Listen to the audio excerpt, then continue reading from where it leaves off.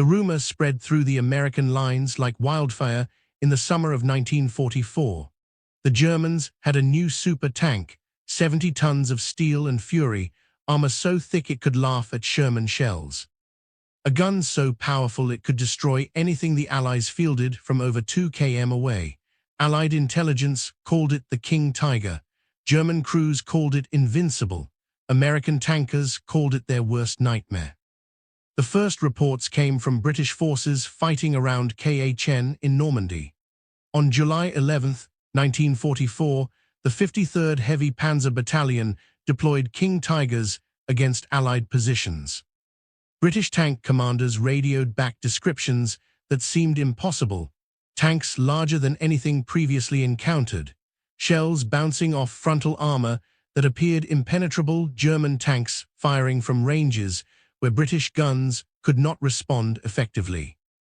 The psychological impact was immediate and severe.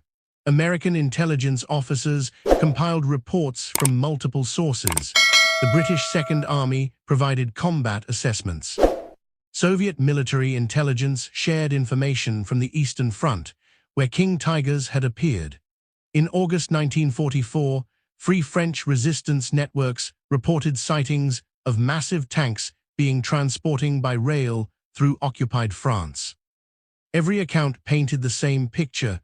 Germany had deployed a new class of armored vehicle that outmatched anything the Allies possessed. For months, whispers had circulated about this mechanical monster. Reports filtered back from British units in Normandy. Soviet intelligence confirmed its existence on the Eastern Front. Every Allied tanker knew the statistics by heart: 180 mm of frontal armor on the turret, an 8.8 cm gun with a barrel over 6 m long, and a combat weight that exceeded anything on tracks.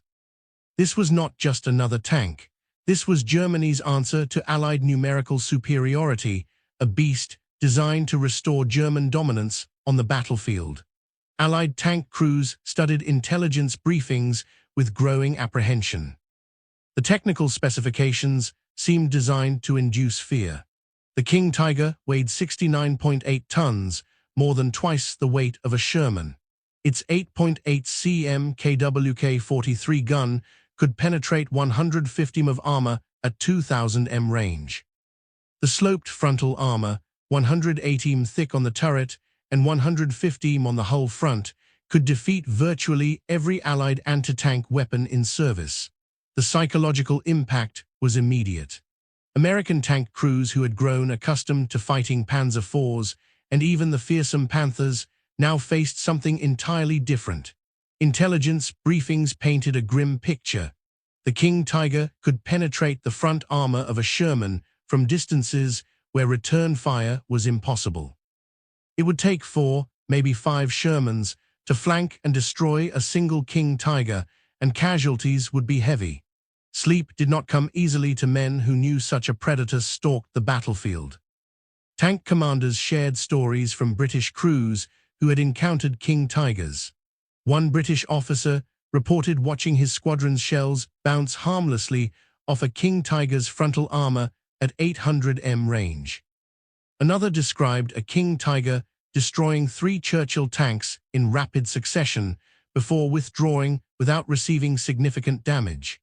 These accounts circulated through Allied armored units, building a legend of invincibility around Germany's newest weapon. The fear was not irrational.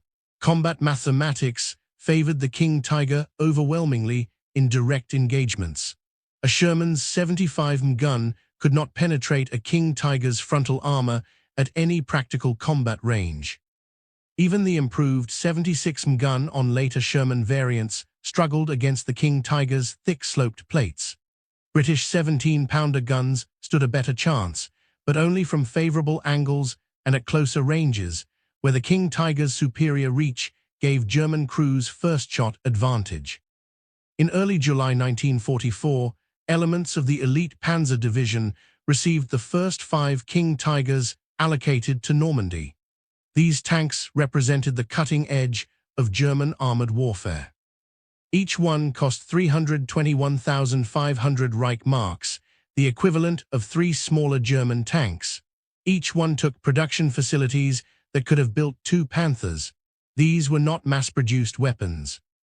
They were precision instruments of destruction, hand-built with German engineering excellence, delivered to demonstrate German technological superiority at a time when the Reich desperately needed a miracle.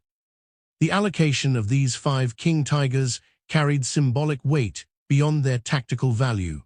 Germany's armament minister, Albert Speer, had promised increased production of heavy tanks to counter Allied numerical superiority. The Henschel factory and Kassel worked to fulfill orders for hundreds of King Tigers, but production remained painfully slow. Skilled workers were scarce. Allied bombing disrupted supply chains. Critical materials like tungsten for armor-piercing ammunition and molybdenum for armor plate became increasingly difficult to obtain. Each completed King Tiger represented a triumph of German industrial determination against mounting odds. The crews selected to man these Titans were equally elite veterans of the Eastern Front, men who had survived Kursk, who had fought their way out of countless Soviet encirclements. They had been pulled from the desperate fighting in the East, specifically to form the core of the 316 Remote Control Panzer Company attached to Panzer. Their confidence was absolute. They had seen what German armor could accomplish. They had watched Tigers tear through Soviet T-34 formations. Now they would demonstrate this superiority to the Americans and British. These veterans brought hardened expertise to their new assignment. They understood tank warfare at a level few Allied crews could match. They knew how to position their vehicles for maximum advantage. They understood the importance of terrain, of sight lines, of creating kill zones where enemy tanks would be destroyed before closing to effective range. Their experience made them dangerous opponents even in inferior vehicles. In King Tigers, they expected to be unstoppable. The moment they laid eyes on their new machines, these hardened veterans felt something shift. The King Tiger dwarfed everything around it. Standing 3 m tall, stretching over 10 m in length with its gun, weighing 69.8 tons fully loaded, it dominated the landscape. The frontal armor sloped at angles that would deflect shells like rain. The gun, that magnificent 8.8 cm KWK-43, promised death to anything foolish enough to enter its sight picture. This was not just a tank. This was a fortress on tracks, a weapon that would change the course of the war. The crews performed familiarization training on their new vehicles. They learned the peculiarities of the King Tiger's controls. The steering required more effort than lighter tanks. The transmission demanded careful shifting to avoid damage. The fuel consumption was staggering, burning through 190 gallons to travel just 120 km on roads. Off-road consumption was even worse, but these seemed like acceptable trade-offs for the overwhelming combat power the King Tiger provided. The orders came down in mid-July. The King Tigers would move from their assembly area to the front lines near Tilly and Saint-Lô. The journey was not far, perhaps 80 km through the French countryside. The crews performed their pre-combat checks with meticulous care as they had been trained. Oil levels, track tension, fuel, ammunition, every system was verified, double-checked, certified ready for combat. The mechanics gave their approval. The company commander reviewed the maintenance logs. Everything appeared perfect. These were brand new tanks, fresh from the Henschel factory, built with the finest German engineering. What could possibly go wrong? The first King Tiger began its journey with confidence. The Maybach HL230P30 engine roared to life, all 700 horsepower straining to move 70 tons of steel. The driver engaged the transmission, felt the tank lurch forward, and began navigating toward the front. Behind him, 4 more King Tigers followed, their commanders standing proud in their turrets, their crews eager to demonstrate German superiority. Then, barely 10 km into the journey, the first breakdown occurred. The laid tank's transmission began making sounds that no mechanic wants to hear, grinding metal on metal. The driver tried to compensate, shifting carefully, reducing speed. It made no difference. The gearbox, already stressed beyond its design limits by the tank's excessive weight, was failing. Within minutes, the King Tiger ground to a halt on a rural French road, blocking the entire column behind it. The crew dismounted in disbelief. This could not be happening, not now, not to Germany's most advanced tank. The commander ordered immediate repairs, but the mechanics quickly delivered devastating news. The transmission was catastrophically damaged. The internal gears had stripped. The tank would need to be towed back to a repair facility for a complete gearbox replacement. Moving it would require another King Tiger or a massive recovery vehicle. Neither was immediately available. The Maybach OLV-1216B transmission installed in the King Tiger was fundamentally the same design used in the 45-ton Panther. German engineers had not significantly strengthened the gearbox components to handle the additional 25 tons of weight. Under the stress of moving 70 tons, gear teeth stripped, bearings failed, and synchronizers wore out rapidly. This first breakdown was not an isolated manufacturing defect, it was a systemic design flaw. 1 down, 4 remaining. The column reorganized and continued. Surely this was an isolated incident, a manufacturing defect, bad luck. The war could not be won by sitting still. The front lines were calling. American and British forces were grinding forward. Every hour mattered. The remaining 4 King Tigers pressed on, their commanders now slightly less confident, but still determined to reach combat. 15 kilometers further, the second King Tiger began experiencing engine trouble. The Maybach engine, perfectly adequate for the 45-ton Panther tank, was desperately underpowered for 70 tons. The power-to-weight ratio was barely 10 horsepower per ton, far below what the tank needed for sustained operations. As the King Tiger climbed a modest hill, the engine temperature began rising. The cooling system, already marginal in design, could not cope with the excessive heat generated by an engine running at maximum output just to maintain basic speed. The driver watched his temperature gauges climb into the red zone. He reported the problem to his commander. They reduced speed, hoping to let the engine cool. It made no difference. The coolant was boiling. Steam began venting from the engine compartment. Within minutes, the overheated engine seized, the pistons expanding in their cylinders until they could no longer move. The tank coasted to a stop, smoke rising from the engine deck. German engineers had recognized the power deficit early in development. The Maybach HL230P30 generated 700 horsepower, identical to the engine in the much lighter Panther. Plans existed for an upgraded Maybach 234 fuel injection engine producing 800 horsepower, but production delays meant most King Tigers received the inadequate HL230. The result was predictable. Extended operations at high power output generated excessive heat, overwhelming the cooling system and causing cascading mechanical failures. 2 down, 3 remaining. Now the pattern was becoming clear, and panic began creeping into the minds of the remaining crews. These were not isolated incidents, these were systemic failures. The King Tiger, for all its impressive armor and firepower, had a fatal flaw. It was too heavy for its own drivetrain. The engine, transmission, and cooling system were all operating beyond their design specifications. What looked invincible on the test range became a liability on campaign. The third tank made it another 20 km before its final drive failed. The massive gears that connected the transmission to the drive sprockets simply could not handle the torque required to move 70 tons across variable terrain. The teeth stripped, the drivetrain seized, the tank stopped moving, its crew staring at each other in growing horror. The final drive problem would plague King Tigers throughout their service life. A report from Panzer Abteilung 506 in September 1944 documented the crisis in detail. 12 final drive housings failed after only 50 to 100 km of operation. Sprocket teeth sheared off under load. Track tension devices broke repeatedly. The battalion commander requested an urgent meeting with armaments officials to address the catastrophic failure rate. 3 down, 2 remaining. By now, the company commander was facing an impossible situation.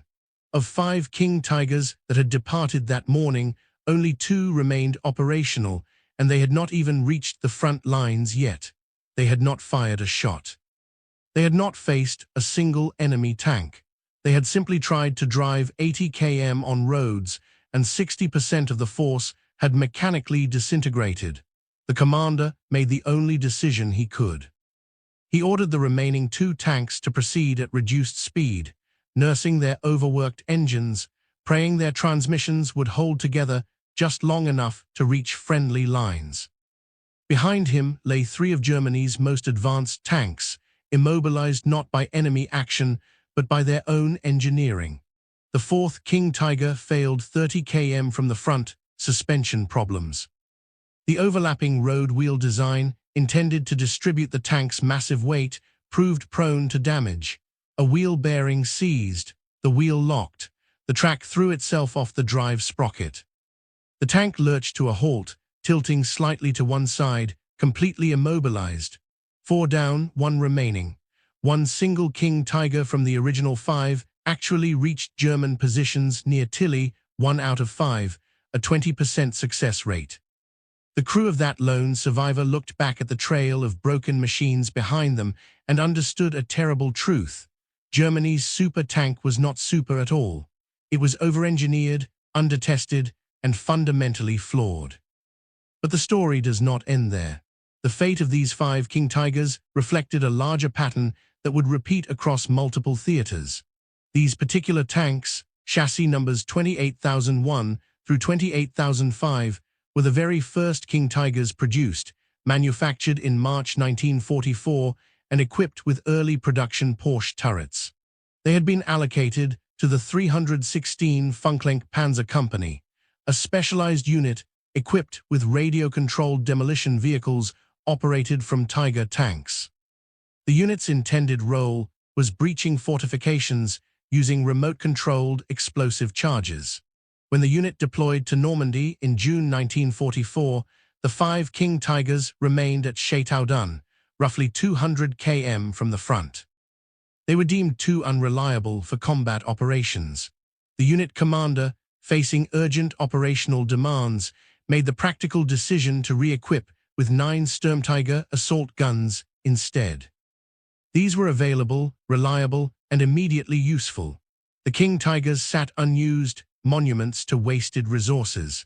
By mid-August 1944, as Allied forces swept through France, these 5 abandoned King Tigers became a liability. German forces could not repair them. They lacked the heavy recovery equipment needed to tow 70-ton vehicles. They had no spare parts for the complex drivetrains.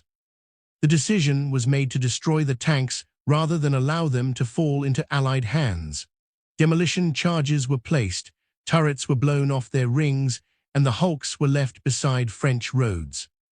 Within days, American forces advancing through the area began encountering these abandoned King Tigers.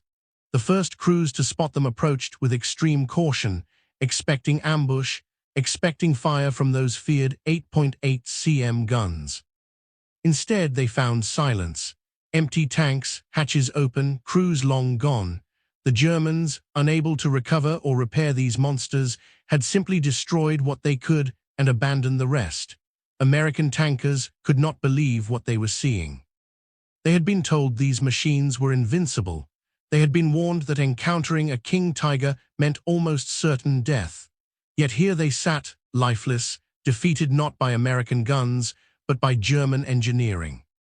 The first intact King Tiger captured by American forces became an intelligence gold mine. Technical intelligence teams from First Army arrived with cameras, measuring devices, and cutting equipment.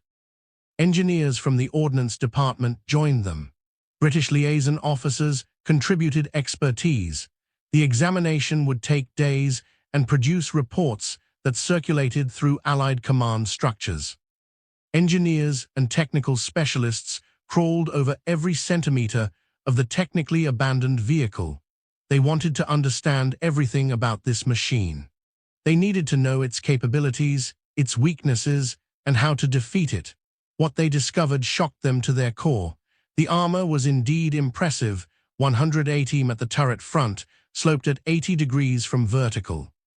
150 m on the hull front, sloped at 50 degrees. This was armor that could resist virtually every American and British tank gun in service. Shells that would have penetrated a Panther simply bounced off the King Tiger's glacis plate. From the front, this tank was nearly invincible. Test firings against captured armor plates confirmed that standard 75 Sherman rounds could not penetrate at any range. Even the improved 76 rounds struggled against the thick-sloped armor. The gun was equally impressive. The 8.8 cm KWK-43 could penetrate 5 in of armor at 2,000 m range. This was a weapon that outranged, outgunned, and outclassed every Allied tank cannon. In a direct gunnery duel at long range, the King Tiger had every advantage. The gun used separate loading ammunition, with the projectile and propellant charge loaded independently. This slowed the rate of fire compared to single-piece ammunition, but allowed for much higher muzzle velocities and greater penetration. American engineers measured the barrel length at 6.3 m, over 71 times the caliber. They examined the breech mechanism, the recoil system, and the mounting. Everything was built to exceptional standards. The optics impressed them particularly. German Zeiss range-finding equipment and gun sights were acknowledged as the finest in the world. A King Tiger crew could identify and engage targets at ranges where Allied tanks could barely see them. But then the engineers began examining the drivetrain, and understanding dawned. The transmission was the same basic design used in the Panther, a tank that weighed 25 tons less. The gears were not significantly stronger. The bearings were not notably larger. German engineers had essentially taken a transmission designed for a medium tank and expected it to handle the loads of a super-heavy tank. The result was predictable. Under sustained operation, the transmission components would fail.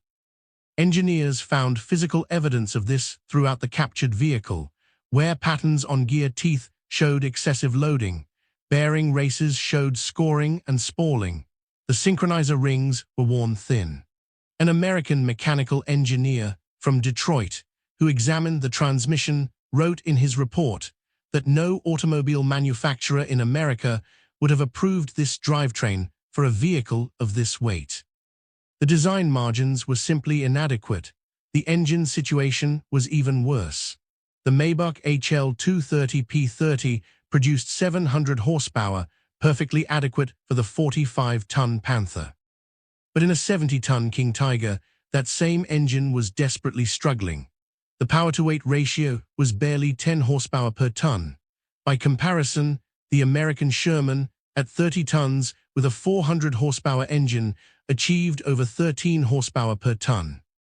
The King Tiger was actually less mobile than the tank it was designed to dominate. American engineers calculated fuel consumption based on tank capacity and reported operational ranges. The numbers were staggering. The King Tiger carried 860 L of fuel in its internal tanks. This provided approximately 120 km of road range under ideal conditions. Off-road range was significantly less, perhaps 80 to 90 km. Combat operations with frequent maneuvering, acceleration, and high power demands could drain the tanks in less than 60 km. For comparison, a Sherman carried 660 L and could travel 200 km on roads. The King Tiger needed 30% more fuel to travel 40% less distance. The logistics implications were devastating. A German armored column containing King Tigers would need nearly double the fuel trucks of a comparable American formation. In 1944, when Germany faced critical fuel shortages, this disadvantage was crippling. The cooling system could not cope with sustained operations. Engineers examined the radiators, coolant passages, and cooling fan. Everything was adequately designed for normal operations, but the King Tiger rarely operated normally. The underpowered engine ran at high output constantly, generating excessive heat. The radiators could not dissipate heat fast enough. The coolant would boil, pressure would build, gaskets would fail, and the engine would seize. Evidence from the Eastern Front supported these findings. Soviet forces had captured 2 King Tigers in August 1944 near Sandom in Poland. These tanks were transporting to the Kubinka Proving Ground near Moscow for detailed testing and evaluation. Soviet engineers subjected the King Tigers to the same rigorous testing they applied to their own vehicles. The Soviet testing program revealed the depth of the King Tiger's mechanical problems. During transfer to Kubinka, both captured tanks suffered multiple breakdowns. The cooling system proved insufficient for hot weather operations. Engine temperatures exceeded safe limits repeatedly. One tank's gearbox failed completely during the journey. The other's right suspension required complete replacement, and full functionality could not be restored, even with German spare parts captured alongside the vehicles. Once at Kubinka, Soviet engineers conducted systematic trials. They drove the King Tigers across various terrain types, measured fuel consumption, tested maximum speed, and evaluated reliability. The results were damning. The tank broke down every 10 to 15 km in hot weather. The cooling system consistently failed when ambient temperatures exceeded 30 degrees C. The gearbox overheated due to insufficient cooling and the hot external environment. Soviet engineers tested the King Tiger's armor by firing captured German 88mm guns at it. They discovered that the King Tiger's own gun could penetrate the turret of another King Tiger at 400 m range. While this demonstrated the power of the gun, it also revealed that the armor, while thick, was not as invincible as propaganda suggested. The welding quality was noted as significantly worse than comparable German designs like the Tiger I, despite careful German workmanship. The final drive, connecting transmission to tracks, was another critical weakness that both American and Soviet testing confirmed. The gears had to transmit enormous torque to move 70 tons. Under the stresses of combat maneuvering, turning in place, reversing quickly, these components failed with alarming regularity. Multiple captured King Tigers showed evidence of final drive failure. The problem was so severe that German field commanders issued directives warning Tiger crews against unnecessary maneuvering that would stress the final drives. American engineers compiled their findings into detailed technical reports. Intelligence Bulletin No. 184, issued by the First Army in September 1944, contained extensive technical data on the King Tiger.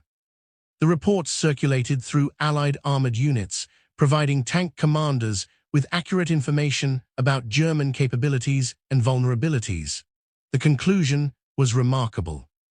The King Tiger, while formidable in direct combat, was its own worst enemy. Its excessive weight made it a maintenance nightmare. Its underpowered engine limited strategic mobility. Its complex transmission required constant attention. Its suspension clogged with mud, especially in winter conditions when freezing temperatures locked the overlapping wheels solid. The intelligence assessment concluded that a properly positioned King Tiger in a defensive ambush was extremely dangerous. Its gun and armor gave it decisive advantages. But a King Tiger on the offensive, maneuvering across country, advancing for hours or days, would likely break down before engaging the enemy. The longer the advance, the higher the breakdown rate. The more complex the terrain, the more stress on already overtaxed systems. This understanding changed American tactical doctrine immediately. Instead of fearing the King Tiger as an invincible predator, commanders now understood it as a powerful but fragile weapon. The solution was not to engage it frontally in a gunnery duel. The solution was to force it to move to advance, to maneuver. Every kilometer it traveled increased the chance of mechanical failure. Every hill it climbed stressed its engine. Every turn wore down its transmission. American forces also learned that King Tigers, because of their weight, could not cross most bridges. They were too heavy for standard military bridging equipment. Engineers calculated that the King Tiger's ground pressure, despite its wide tracks, was still substantial. Bridges rated for 50 tons would not support a 70-ton tank. Rivers that other German tanks could ford were impossible barriers. This meant King Tiger movements were constrained to specific routes, making them predictable and vulnerable to air attack. The fuel consumption was staggering compared to Allied vehicles. A King Tiger burned through 190 gallons to travel just 120 km on roads. Off-road, the consumption was even worse, sometimes reaching twice that rate. By comparison, a Sherman could travel over 200 kilometers on similar fuel. This meant King Tigers required massive logistical support, a supply train Germany simply could not maintain by late 1944. Perhaps most telling was the production bottleneck. Germany built just 492 King Tigers during the entire war. Production began in January 1944 and continued until March 1945. Just one tank in 1943, 379 in 1944, and 112 in 1945 before production ceased. Compare this to the 35,000 Panzer produced, or the 6,000 Panthers, or the 50,000 Shermans built by America alone. For the resources consumed by one King Tiger, Germany could have built 3 Panthers or 5 Panzer IVs. The mathematics of industrial warfare were unforgiving. Allied strategic bombing contributed significantly to the low production numbers. Royal Air Force Bomber Command targeted the Henschel factory in Kassel repeatedly throughout 1944. Raids in September and October destroyed machine tools, disrupted assembly lines, and killed skilled workers. Production fell from over 100 King Tigers per month in summer 1944 to just 30 per month by year's end. Each bombing raid set production back weeks, as workers cleared rubble, repaired machinery, and re-established workflow. The Schwerhespanzer Abteil 501 arrived on the Eastern Front in August 1944 with 45 King Tigers. Only 8 were operational when they reached the battlefield. 37 had broken down during transit, 37 brand new tanks, fresh from the factory, mechanically defeated before firing a shot. This was not an army preparing for victory. This was an army watching its most advanced weapons disintegrate from internal failures. The battalion had entrained at Paderborn on August 5, 1944. Bound for southeastern Poland, the journey covered roughly 800 km by rail. Even rail transport proved problematic. King Tigers were too heavy for many railway cars. Special heavy-duty flat cars were required. Loading and unloading required specialized ramps. The weight distribution had to be carefully managed to prevent car failure. Several King Tigers were damaged during loading when ramps collapsed under the excessive weight. After draining near the Vistula River, the battalion attempted a 50 km road march to their assigned positions. This relatively short movement became a disaster. Final drive failures occurred first. Tanks ground to a halt as drive sprockets failed under load. Then transmissions began failing. Gear synchronizers broke, bearings seized, clutches burned out. Within 2 days of beginning the road march, 37 of 45 King Tigers were immobilized, awaiting repair. The 8 operational King Tigers that did reach the front lines immediately entered combat against Soviet forces, attempting to expand their bridgehead at Barono Sandys. On August 11th and 12th, 1944, these King Tigers engaged T-34-85s in close-range combat around the town of Oglando. 3 King Tigers were destroyed in an ambush. Soviet tanks, firing from concealed positions, hit the King Tigers from the side, where armor was thinner. Ammunition explosions killed most of the crew members. This engagement led to a tactical change. German armored doctrine had stored main gun ammunition in the turret for easy crew access. The Oglandau losses demonstrated that turret hits could cause catastrophic ammunition fires. After this battle, King Tigers stored all main gun ammunition in hull racks, reducing the ready rounds but greatly improving crew survival in the event of turret penetration. The modification reduced ammunition capacity from 84 rounds to 68 rounds. By March 1945, German records show that King Tigers achieved a 59% operational readiness rate. This meant that at any given time, nearly half the force was broken down awaiting repair. Statistics compiled on March 15, 1945, showed King Tigers at 59% readiness compared to 62% for the Panzer IV and 48% for the Panther. The King Tiger was actually more reliable than the Panther by war's end, though still substantially worse than older, simpler designs. This improvement came from hard-learned experience. Henschel engineers worked closely with field units to identify and address mechanical problems. Modified seals reduced oil leaks.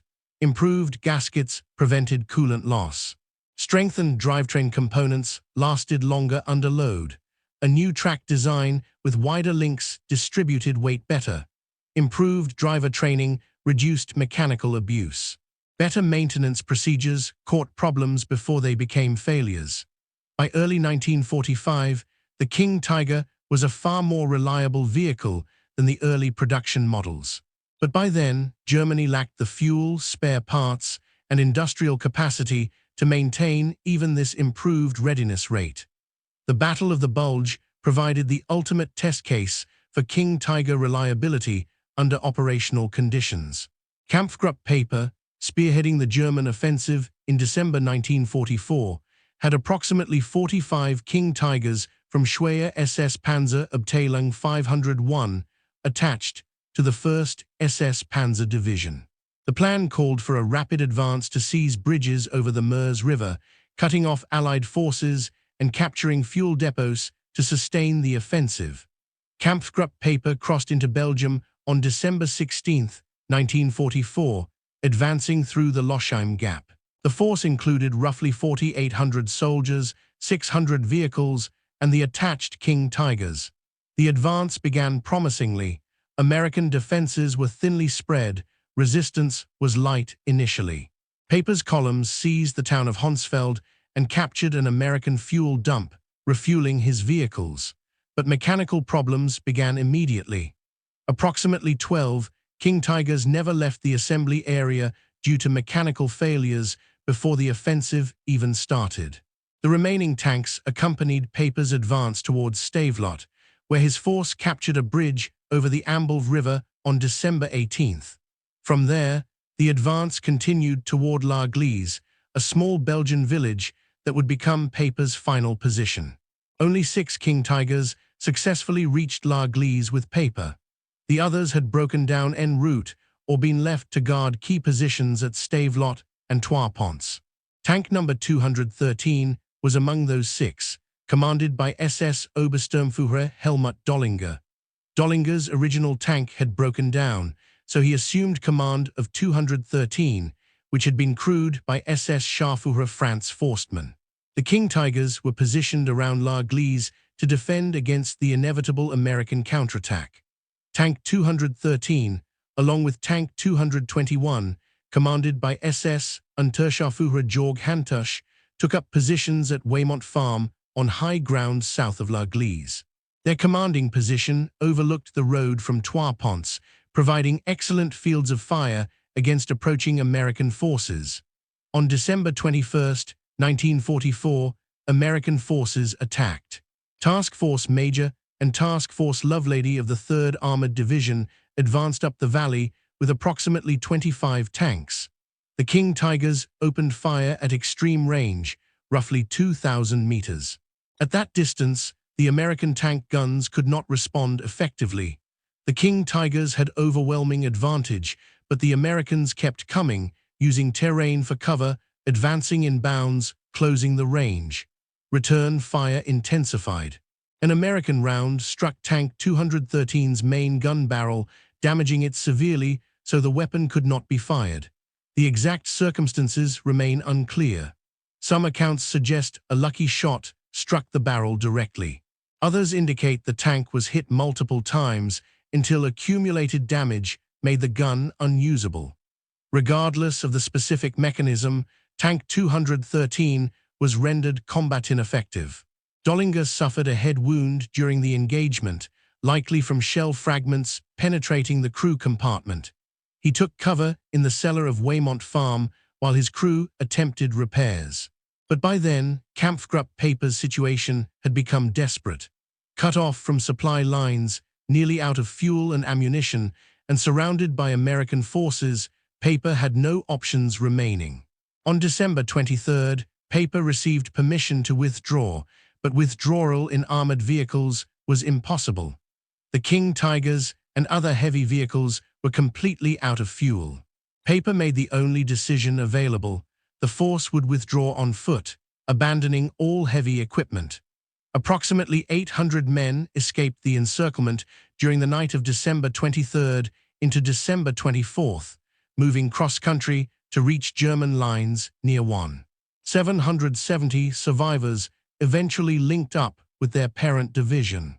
Behind them at La Gleize, Paper's force abandoned 135 armored vehicles, 6 King Tigers, 13 Panthers, 6 Panzer IVs, over 50 half-tracks, and other vehicles.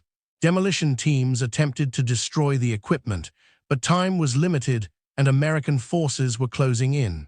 Many vehicles, including Tank 213, were captured largely intact. After the battle, American recovery teams moved through La Gleize, removing abandoned German equipment. Tank 213 proved difficult to recover due to its position on the narrow farm road. In July 1945, the U.S. Army prepared to tow it away for scrapping. Jenny Jennen DeLees, owner of a local cafe, intervened. She reportedly offered American soldiers a bottle of cognac in exchange for the tank. Her motivation was preservation.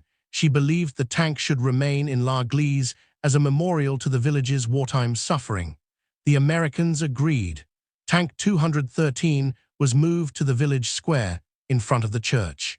It remained there for years, slowly deteriorating, until local preservation efforts began in 1951.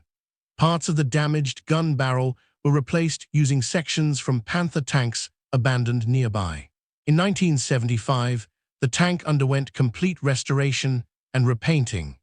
It was then moved to its current position outside the December 44 Museum, where it remains the only King Tiger still displayed on its original battlefield in Europe. Another King Tiger, Tank number 332, has an equally well-documented history. This tank came from Schweier SS Panzerabteilung 501 and was abandoned near Petit Coup in Belgium on December 24, 1944. Sergeant Glenn George of the 740th Tank Battalion discovered the intact tank while on patrol. His unit was attached to the 82nd Airborne Division, defending the northern shoulder of the Bulge. Tank 332 was in remarkably good condition, despite being abandoned. The crew had attempted to destroy it before withdrawing, but American arrival prevented complete demolition. The tank was recovered by the 463rd Ordnance Evacuation Company and transporting to Spa, Belgium, then shipped through Antwerp to the United States. Tank 332 arrived at Aberdeen Proving Ground in Maryland for detailed examination. American engineers subjected it to the same scrutiny they had given earlier captures. They measured, photographed, tested, and documented every aspect of the vehicle. The tank remained at Aberdeen for approximately 40 years, displayed outdoors, where weather gradually deteriorated its condition. In August 1991, Tank 332 was transferred to Fort Knox, Kentucky, for display at the Patton Museum of Cavalry and Armor. To create a cutaway educational exhibit, technicians cut open the left side of the hull, exposing the interior layout, ammunition stowage, and mechanical systems. This allowed museum visitors to see inside a King Tiger, understanding how the crew operated and how the various systems functioned. Tank 332 later moved to Fort Benning, Georgia, where it remains in the U.S. Army Armor and Cavalry Collection. It is the only intact King Tiger captured by American forces during World War II. The psychological impact on German tank crews was devastating. These men had been promised an invincible war machine that would restore German battlefield dominance. Instead, they received a mechanical liability that broke down constantly, consumed fuel at ruinous rates, and required specialized recovery equipment that rarely existed. The gap between propaganda and reality demoralized even veteran crews. For American tankers, the evolution in thinking was remarkable. In July 1944, the mere mention of a King Tiger caused fear. Intelligence briefings painted it as nearly unstoppable. Combat reports from British units described it as invincible. Every rumor made it more terrifying. By December 1944, during the Battle of the Bulge, American crews had learned the truth. Yes, the King Tiger was dangerous in direct combat, but it was also likely to be out of fuel, broken down, or abandoned by its crew after mechanical failure. The invincible monster had been revealed as a flawed weapons system. American after-action reports from the Bulge noted that more King Tigers were found abandoned due to mechanical failure or fuel exhaustion than were actually destroyed by Allied fire. Tank crews reported finding King Tigers beside roads with tracks thrown, engines seized, or transmissions failed. Some had been abandoned with minor damage that would have been easily repaired on more reliable vehicles. But the King Tiger's complexity made field repairs nearly impossible without specialized equipment and trained technicians. The technical interrogations of captured German tank crews revealed the depth of the problem. Drivers reported that the gearbox required constant careful shifting to avoid damage. Any aggressive maneuvering, any emergency situation requiring rapid speed changes risked transmission failure. Commanders reported that they could not rely on their tanks to complete long-distance movements. Every march required factoring in breakdowns and recovery operations. Maintenance personnel revealed that repairing a King Tiger required specialized tools, rare parts, and skilled technicians. A thrown track on a Sherman could be fixed by the crew in an hour using basic tools and manpower. A thrown track on a King Tiger, with its overlapping road wheels and complex suspension, could take a full day with specialized equipment. The overlapping wheel design meant that replacing an inner wheel required removing multiple outer wheels first. In winter, mud and ice froze between the wheels, making maintenance nearly impossible under field conditions. A failed transmission meant complete replacement, a job requiring heavy lifting equipment and multiple days of work. The transmission weighed over half a ton. Removing it required specialized jacks and hoists. Installing the replacement required precise alignment and careful adjustment. Most field maintenance units lacked the equipment and expertise to perform this work. A King Tiger with transmission failure usually had to be towed to a rear area workshop, assuming a recovery vehicle capable of moving 70 tons was available. The final lesson came from production statistics that told the story of industrial capacity determining victory. Germany expended the industrial resources of 3 medium tanks to produce 1 King Tiger. America built 11 Shermans in the same time with similar resources. For every King Tiger Germany fielded, America fielded 11 Shermans, all of which were more reliable, easier to maintain, and actually capable of reaching the battlefield. American factories produced tanks at rates Germany could not match.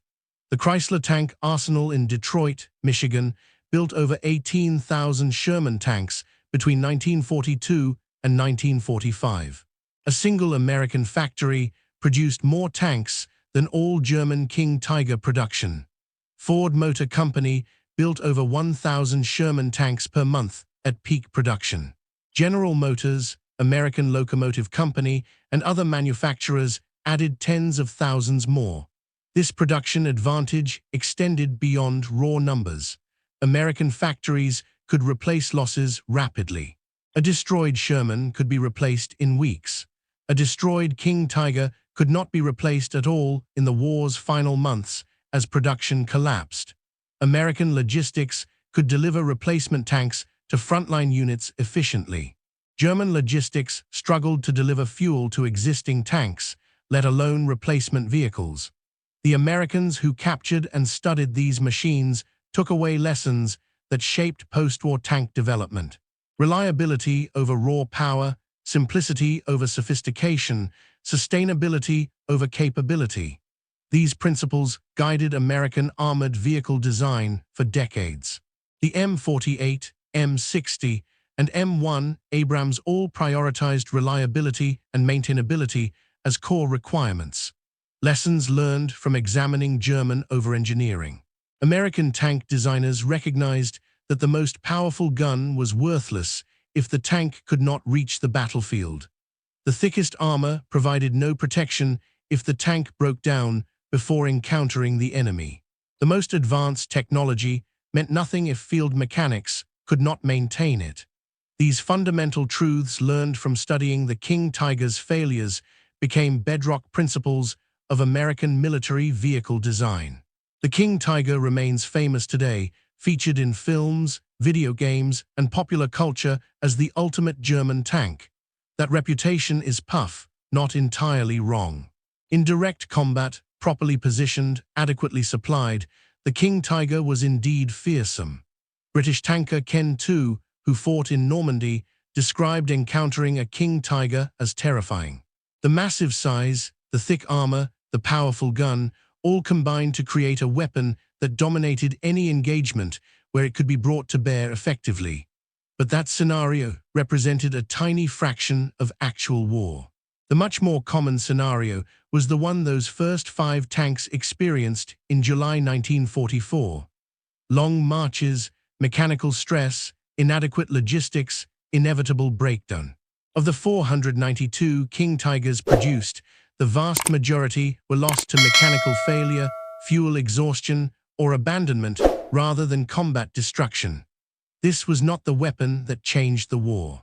This was a weapon that symbolized Germany's inability to match Allied industrial power.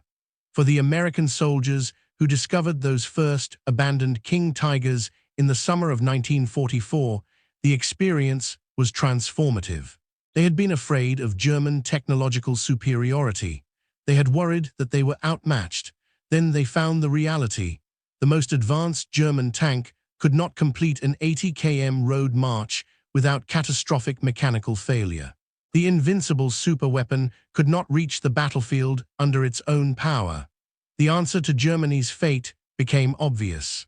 A nation that could not build reliable tanks, could not fuel its armies, could not maintain its equipment, could not win a war of industrial attrition against the combined might of America, Britain, and the Soviet Union. The broken King Tigers proved it beyond doubt. Those abandoned tanks served as powerful symbols. American industrial might and mechanical reliability had defeated German technological sophistication. The war would be won not by who had the best tank, but by who had the most tanks that actually worked. That lesson, paid for in blood across multiple continents, would shape military thinking for generations. The King Tiger's true legacy was not its brief moments of combat effectiveness, but its demonstration that sophisticated engineering without reliable execution was ultimately worthless. That was the real story of the King Tiger.